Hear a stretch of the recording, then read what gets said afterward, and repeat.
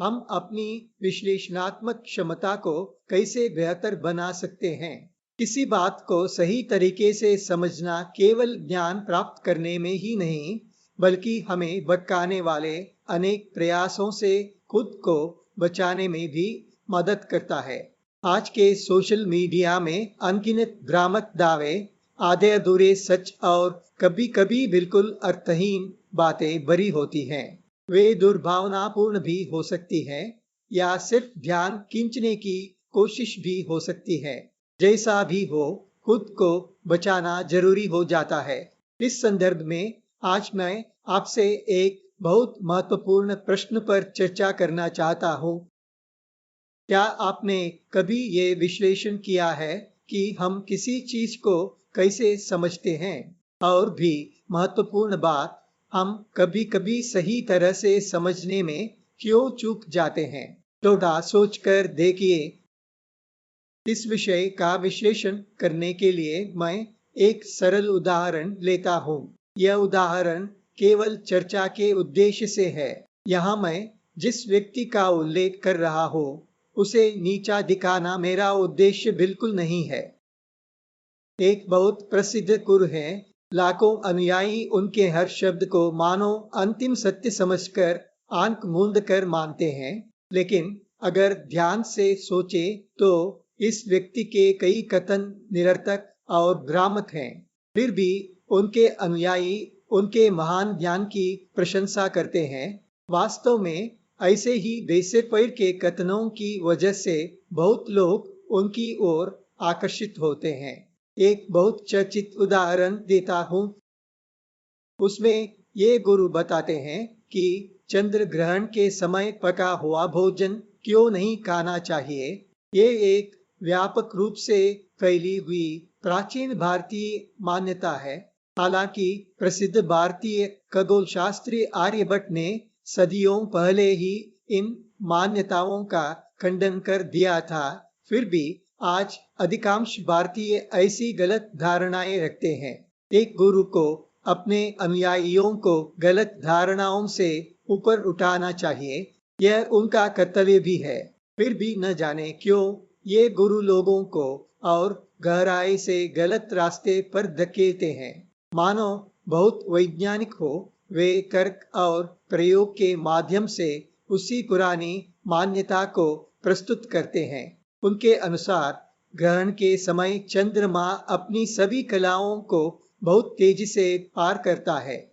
सामान्यतः चंद्रमा को इन कलाओं से गुजरने में 15 दिन लगते हैं, यानी ग्रहण के कुछ घंटे 15 दिनों के बराबर है। इसलिए यदि उस समय पका हुआ भोजन रखा जाए तो वो खराब हो जाएगा, क्योंकि वो मानो 15 दिन तक रखा गया हो। यही उनका तर्क है। अगर केवल तर्क से आपको विश्वास न हो तो वे इसे प्रयोग करके भी दिखाते हैं। वे भोजन के ऊपर एक जपमाला लटका देते हैं। ग्रहण से पहले जो जपमाला घड़ी की दिशा में घूम रही थी, ग्रहण शुरू होते ही वो अपने आप उल्टी दिशा में घूमने लगती है। इस पर आपका ध्यान आकर्षित करते हैं। उनके अनुसार ये इस बात का संकेत है कि भोजन खराब हो रहा है।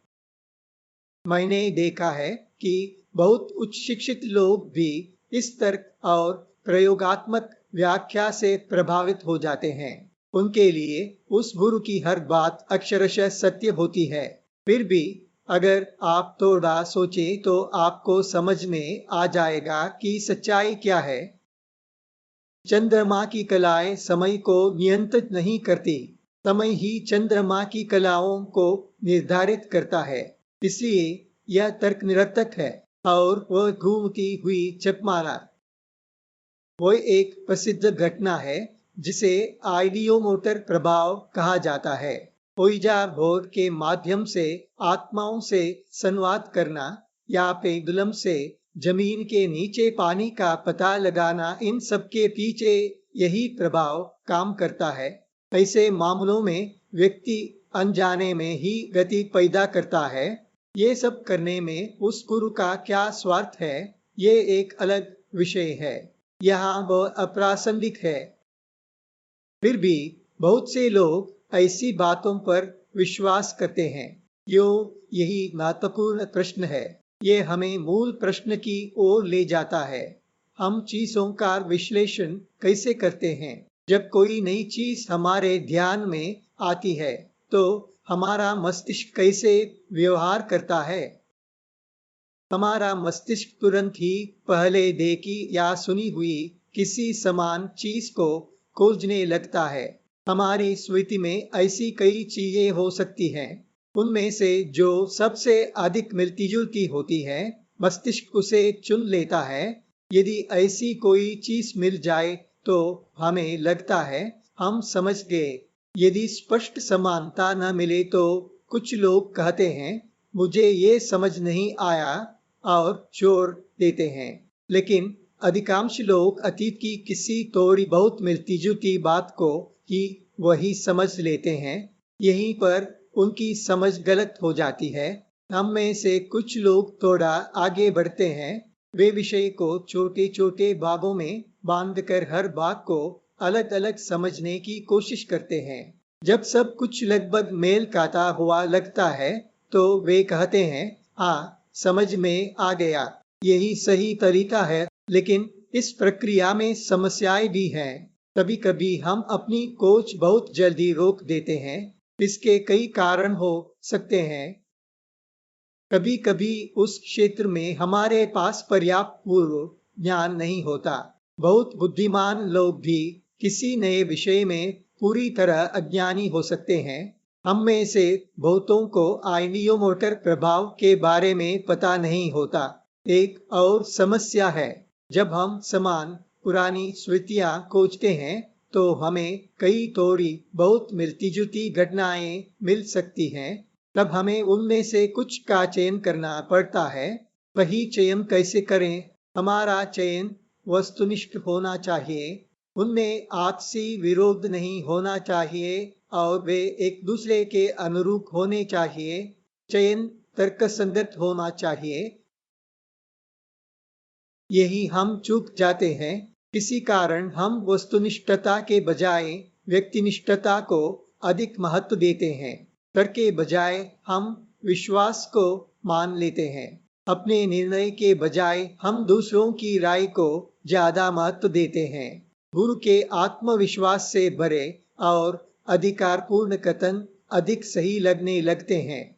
उनके सामने हमारी तर्क क्षमता हार जाती है। उस गुरु के अपार अनुयायियों की संख्या हमारी अंदर की आवाज को दबा देती है। हम सबके साथ जुड़ना चाहते हैं, लेकिन इनमें से कोई भी चीज सत्य की गारंटी नहीं देती। आज के सोशल मीडिया की दुनिया में अनुयायी बनाए जा सकते हैं। झूठ को अधिकारपूर्वक सच के रूप में प्रस्तुत किया जा सकता है।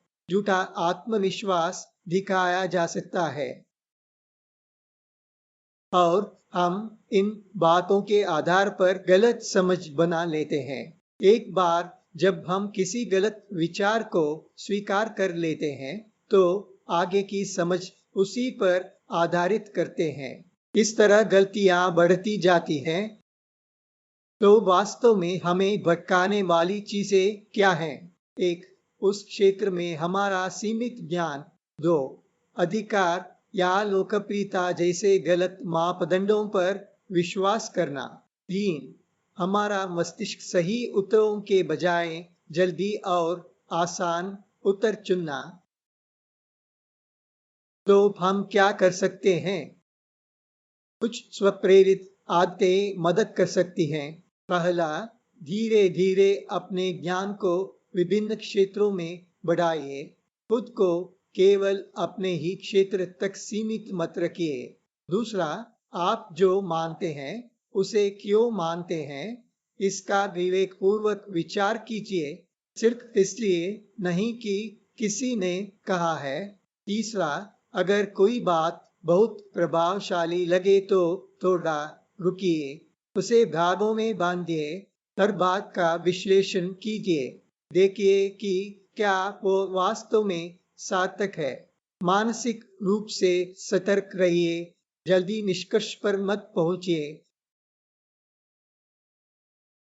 हाँ, इन आदतों को अपनाना उम्र बढ़ने के साथ थोड़ा कठिन हो जाता है। इसलिए यदि आप माता-पिता या शिक्षक हैं, तो बच्चों में इस प्रकार की सोच को छोटी उम्र से ही विकसित करने में मदद कीजिए। यही उनके लिए आपका सबसे बड़ा उपहार होगा। एक बार वे इसे अपना लें, तो उनके सीखने की कोई सीमा नहीं रहेगी।